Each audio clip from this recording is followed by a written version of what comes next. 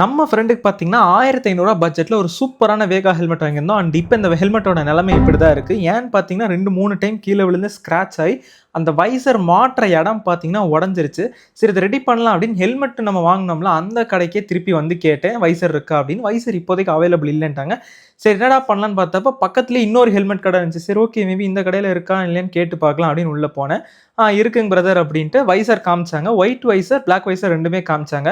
எனக்கு பர்சனலா ஒயிட் தான் புடிச்சது. அண்ட் ஃப்ரெண்டு கிட்டயும் கேட்டப்போ ஒயிட்டே ஓகே தான் அப்டின்னாங்க.